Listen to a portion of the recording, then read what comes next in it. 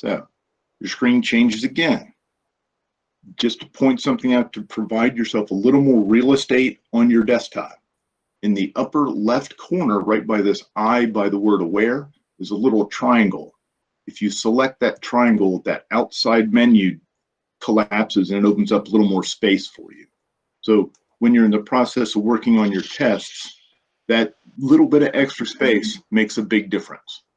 Okay, so we have some tabs going across the top.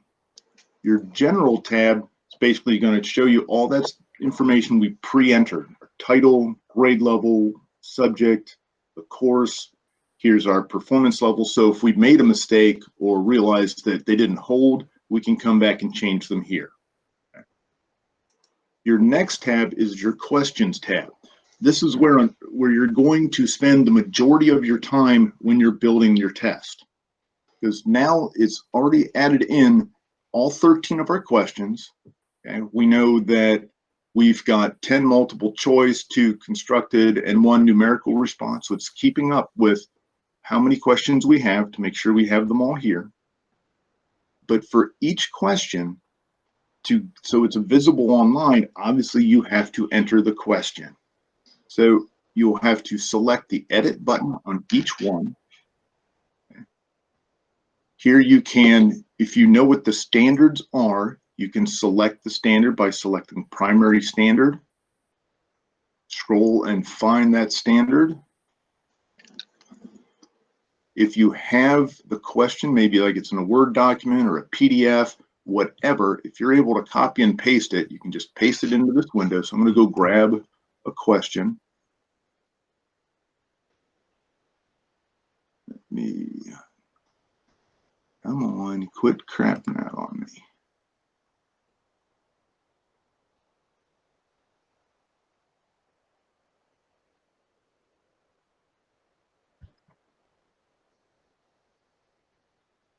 Okay, so there's my question. And if I scroll down, and just to explain what's in this toolbar, you have the ability to upload either an image or a file. So say if you're at a primary or a kindergarten level, or maybe even for first grade, if you've had someone, there's an audio file that you need to go with the question and you've recorded it elsewhere, you can upload that file onto the question. So maybe it'll read maybe something specific for the student. Also, if you have a picture that goes with it, if it's in the Word document or whatever else you're copying out of, when you copy and paste it, the whole thing comes with it. But if you need to add an additional picture as well, you can also select this, go and browse and find your file, and then go ahead and insert that picture as well. If you're doing a math test and you need to enter equations, or a science test and you need to enter more equations, at the end of the toolbar, you have the Add Math icon. And what that allows you to do is then it activates the math toolbar. So you're able to go in and add your formulas for whatever you need to do. So maybe I have to do something with the math formula there. Okay, so those are there. After you've entered your question and made all those adjustments, if you scroll down, this is where your responses will go. So I'm going to steal my questions, from my document and go ahead and paste these in.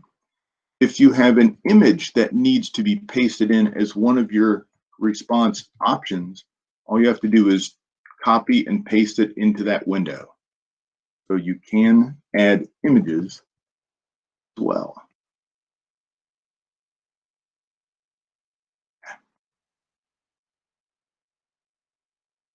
And so there are my responses. Once I have those, all I have to do is say which is the correct one and say update. Okay, so now here's my question and here's my responses. The underlined question is the correct one.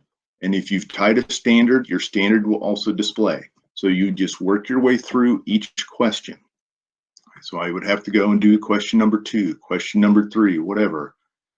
Now, initially, when we created these questions, it stacked all the multiple choice questions on top, and then the next set of questions, and the next questions.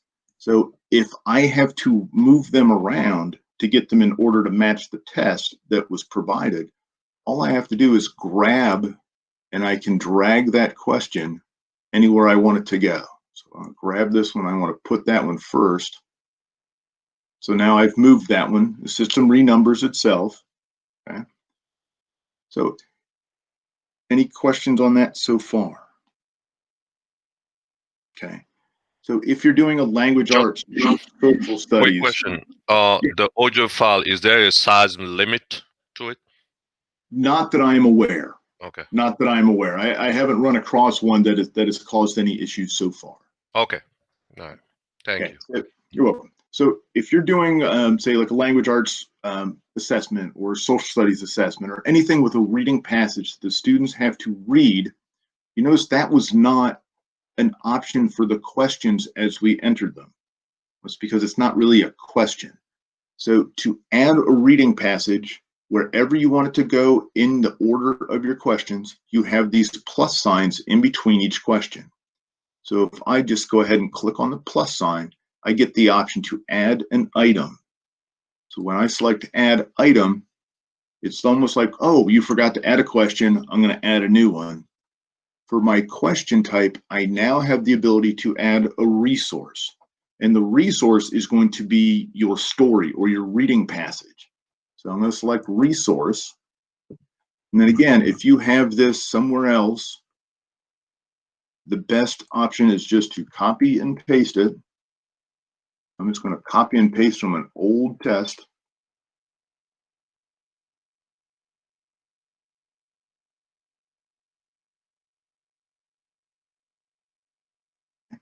And it struggles a little bit with formatting coming from a PDF, but if it's in a Word document, it will keep the formatting of how you copy and pasted it over.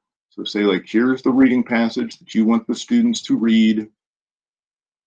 So there's our reading passage. Go ahead and say create.